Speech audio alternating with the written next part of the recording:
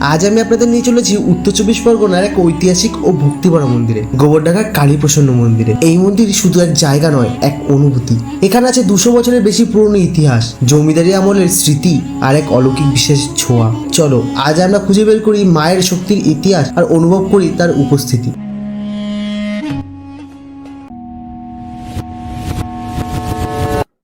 এই প্রসন্নময়ী মন্দিরের নাম শুনলেই বোঝা যায় এর সঙ্গে জড়িয়ে আছেন এক জমিদার, নাম কালী প্রসন্ন মুখোপাধ্যায়।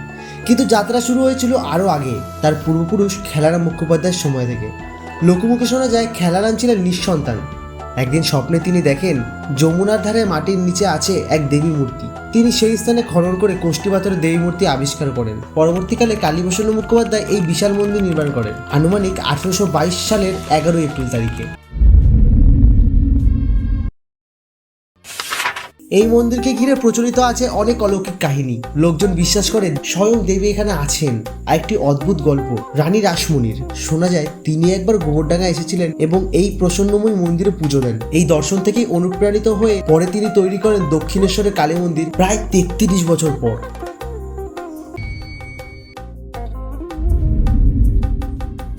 এই মন্দির শুধু ধর্মস্থল নয়, এক শিল্প। প্রধান মন্দিরের চারপাশে দাঁড়িয়ে আছে 12টি শিব মন্দির, 2 সারিতে, প্রতিটি 8 চালা নকশায়। এই শিব মন্দিরগুলিতে রয়েছে 12টি শিবলিঙ্গ। প্রতিদিনই এখানে পুজো হয়। প্রধান মন্দিরে প্রসন্নময়ী মা দক্ষিণমুখী। মূর্তিটি প্রায় 2.5 ফুট উঁচু কোষ্ঠী পাথরের। মন্দিরের ছাদ, রোয়াক ও ভিত্তিবেদির নকশা জমিদারি আমলের রীতিতে তৈরি। শোনা যায় মন্দিরের সামনের দেওয়ালটি এমনভাবে তৈরি যাতে জমিদার বাড়ির মহিলা সদস্যরা আড়াল থেকে দেবীকে দেখতে পান।